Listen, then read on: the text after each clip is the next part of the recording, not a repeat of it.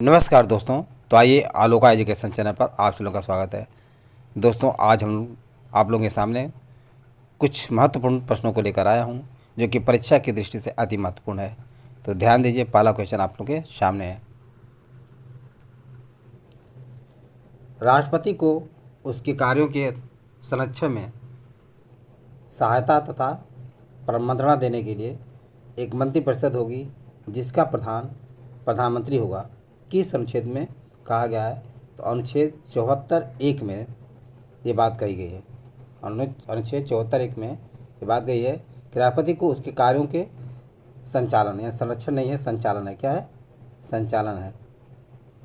संचालन में सहायता तथा मंत्रणा देने के लिए एक मंत्रिपरिषद होगी। ये बात जो है अनुच्छेद 74(1) में कही गई है।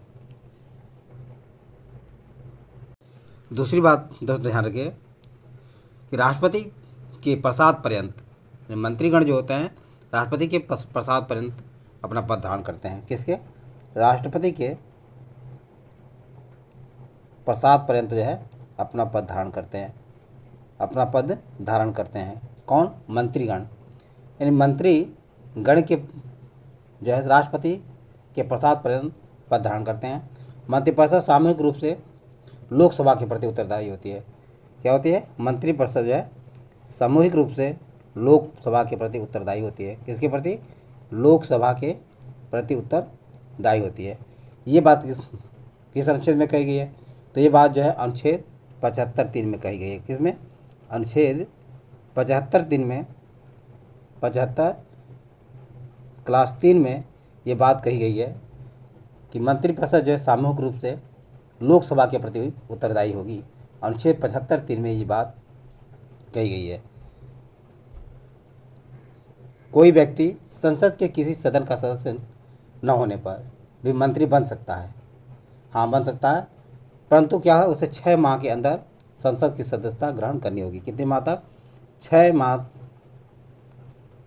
6 माह के अंदर, 6 माह के अंदर जो है क्या करना होगा? 6 माह के अंदर संसद की सदस्यता ग्रहण करनी होगी। संसद की सदस्यता ग्रहण करनी वास्तविक रूप से ये बात ध्यान रखिए दोस्तों, वास्तविक रूप से कार्यपालिका की समझ शक्ति किसमें निहित होती है? मंत्रिपरिषद में निहित होती है। यानी मंत्रिपरिषद में वास्तविक रूप से कार्यपालिका की शक्ति जो है निहित होती है।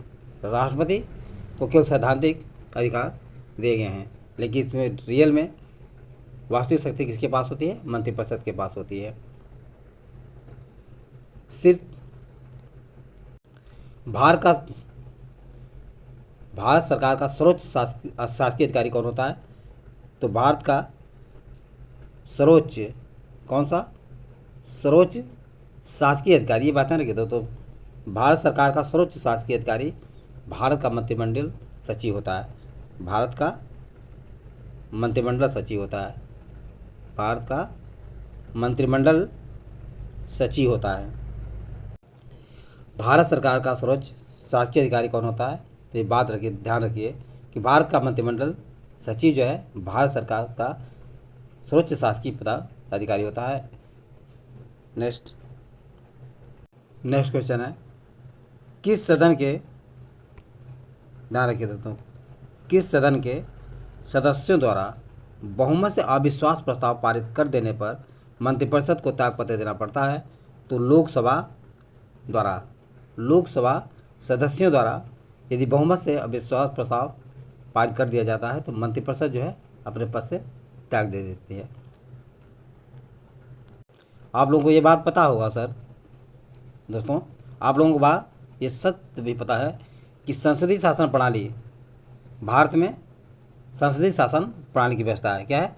भारत में संसदीय शासन प्रणाली की व्यवस्था है। संसदीय शासन प्रणाली की व्यवस्था है। भारत में क्या है?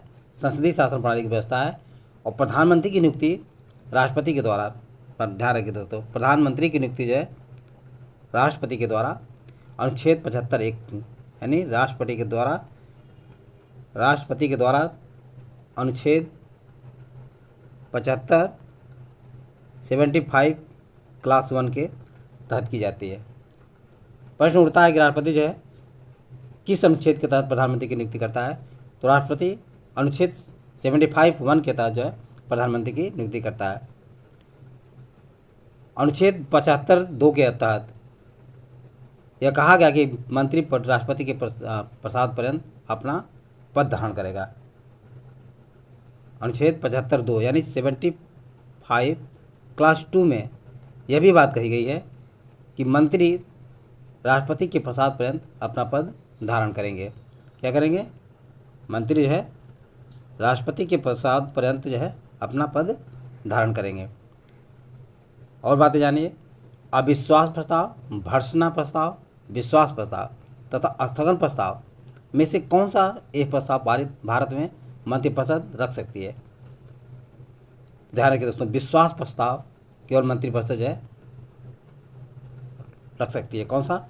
विश्वास प्रस्ताव। मात्र विश्वास प्रस्ताव जो है मंत्रिपरिषद सदन में रख सकती है। नेक्स्ट, अनुच्छेद 75(1) यानी 75(1) के तहत, अनुच्छेद 75(1) के तहत भारतीय संविधान का अनुच्छेद 75(1) के तहत यह प्रावधान मंत्रिपरिषद की नियुक्ति तथा पदच्युति को विवेचित करता है। यानी मंत्रिपरिषद की नियुक्ति और उसके पद से स्थगित या पदच्युत करने का प्रावधान 75(1) में किया गया है। नेक्स्ट क्वेश्चन, संविधान संशोधन में से कौन सा एक बताता है कि मंत्रिमंडल में कुल मंत्रियों की संख्या प्रधानमंत्री को सम्मिलित करते हुए लोकसभा के सदस्यों की कुल संख्या के 15% से अधिक नहीं होगी? ये प्रावधान जो 91वां संविधान संशोधन 2003 के तहत 91वां संविधान संशोधन 2003 में यह बताता है कि मंत्रिमंडल में कुल मंत्रियों की संख्या प्रधानमंत्री को सम्मिलित करते हुए, ये बात ध्यान रखिए तो प्रधानमंत्री को सम्मिलित करते हुए लोकसभा के सदस्यों की कुल संख्या कितनी होनी चाहिए? 15% से अधिक नहीं होनी चाहिए। नेक्स्ट, यदि मंत्रिपरिषद का पद लाभ का पद है तो ये बात कौन परिभाषित करता है? तो ये बात उच्चतम न्यायालय का न्यायाधीश परिभाषित करता है। कौन? उच्चतम न्यायालय का न्यायाधीश, यानी उच्चतम न्यायालय का यानी उच्चतम न्यायालय के द्वारा जो है यह परिभाषित किया जाता है यह पद जो है लाभ का पद है कि नहीं। भारतीय राजनीतिक व्यवस्था में कार्यपालिका अधीन रहकर कार्य करती है। कार्यपालिका किसके अधीन रहकर कार्य करती है? कार्यपालिका किसके अधीन रहकर कार्य करती है? तो ध्यान रखिए दोस्तों, कार्यपालिका जो है विधायिका के प्रति अधीन रहती है। यानी विधायिका के अधीन रह करके कार्य करती है। प्रश्न भी उठता है कि विधायिका के अधीन कौन कार्य करता है? तो कार्यपालिका जो है विधायिका के अधीन कार्य करती है। जो व्यक्ति संसद का सदस्य नहीं है केंद्रीय मंत्री रह सकता है। ये बात ध्यान रखिए दोस्तों, जो व्यक्ति यदि मान लीजिए संसद का सदस्य नहीं है तो 6 माह तक केंद्रीय मंत्री रह सकता है। संसद का सदस्य नहीं है तो कितने माह तक रह सकता है? यानी 6 माह तक जो है 6 माह तक केंद्रीय मंत्री रह सकता है। लेकिन इसके पश्चात हो जाए फिर उसे चुनाव के माध्यम से इस पद को धारण करने के लिए यानी संसद की सदस्यता धारण करनी होगी। प्रधानमंत्री बनने की न्यूनतम आयु क्या है? तो प्रधानमंत्री बनने की जो न्यूनतम आयु है दोस्तों ध्यान रखिए ये 25 वर्ष है। यानी लोकसभा सदस्य की आयु, निर्वाचन होने की आयु कितनी है? 25 वर्ष। और वहीं पे राज्यसभा सदस्य की निर्वाचन की आयु कितनी है? 30 वर्ष है। वहीं विधानसभा के निर्वाचन की आयु कितनी है? वहाँ भी 25 वर्ष है। तो ये बातें ध्यान रखिए। नेक्स्ट, भारत के प्रथम उप प्रधानमंत्री कौन थे? तो भारत के प्रथम उप प्रधानमंत्री जो है कौन थे? उप प्रधानमंत्री सरदार वल्लभ भाई पटेल थे। कौन? सरदार वल्लभ भाई पटेल जो है भारत के प्रथम उप प्रधानमंत्री थे। ये बात ध्यान रखिए। नेक्स्ट, भारत के किस प्रधानमंत्री की मृत्यु देश के बाहर हुई थी? तो लाल बहादुर शास्त्री, यानी 1966 में ताशकंद में लाल बहादुर शास्त्री की मृत्यु हुई थी। प्रथम गैर कांग्रेसी प्रधानमंत्री, गैर कांग्रेसी प्रधानमंत्री कौन थे? तो प्रथम गैर कांग्रेसी प्रधानमंत्री मोरारजी देसाई थे। कौन थे? मोरारजी देसाई दोस्तों जो है ध्यान रखिए, प्रथम गैर कांग्रेसी प्रधानमंत्री थे। प्रथम गैर कांग्रेसी प्रधानमंत्री कौन थे? मोरारजी देसाई प्रथम गैर कांग्रेसी प्रधानमंत्री थे। प्रधानमंत्री बनने की न्यूनतम आयु, जैसा कि मैं वर्णन कर चुका हूँ कि 25 वर्ष होती है। भारत के प्रथम उप प्रधानमंत्री सरदार वल्लभ भाई पटेल थे और भारत के लाल बहादुर शास्त्री ऐसे प्रधानमंत्री हुए जिनकी मृत्यु 1966 में ताशकंद में हुई थी और ये देश के बाहर हुई थी। भारत में प्रधानमंत्री तथा मंत्रिपरिषद के सदस्यों को पद की गोपनीयता की शपथ कौन दिलाता है? तो मंत्रियों को शपथ कौन दिलाता है? राष्ट्रपति के द्वारा दिलाया जाता है। किसके द्वारा? राष्ट्रपति के द्वारा पद की गोपनीयता की शपथ दिलाई जाती है। ये भी बात ध्यान रखिए। वो कौन सी परिस्थिति है जिसमें राष्ट्रपति प्रधानमंत्री के परामर्श को मानने के लिए बाध्य नहीं होता है? राष्ट्रपति प्रधानमंत्री के परामर्श को मानने के लिए बाध्य नहीं होता है। तो ध्यान दीजिए कौन कौन सी परिस्थितियाँ। जब वह सदन में अपना बहुमत खो दिया हो। प्रधानमंत्री जब अपना बहुमत जो है सदन में खो देता है तब जो है राष्ट्रपति प्रधानमंत्री के परामर्श को मानने के लिए बाध्य नहीं होता। दूसरा कारण, वह अपना बहुमत सिद्ध करने में असमर्थ हो जाता है। ऐसी कंडीशन में भी राष्ट्रपति प्रधानमंत्री के परामर्श को मानने के लिए बाध्य नहीं होता। तीसरा कारण होता है जब उसके विरुद्ध अविश्वास प्रस्ताव पारित हो जाता है। जब उसके विरुद्ध क्या होता है?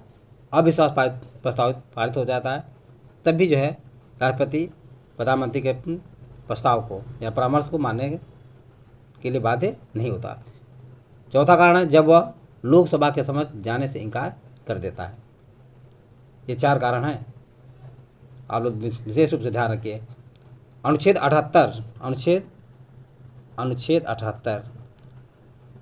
78 में ध्यान रखिए क्या बात कही गई है।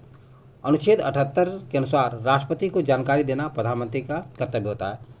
यानी राष्ट्रपति को जानकारी देना।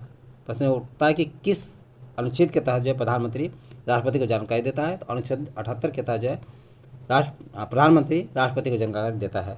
प्रधानमंत्री राष्ट्रपति को जानकारी देता है किसके तहत? अनुच्छेद 78 के तहत। तो ये सारी बातें आप लोग समझ में आ गया होगा। यदि वीडियो अच्छा लगा हो तो इसे सब्सक्राइब और लाइक अवश्य करें तथा अपने सगे समझे और दोस्तों को शेयर करना न भूलें। थैंक यू दोस्त, नेक्स्ट वीडियो में मिलेंगे।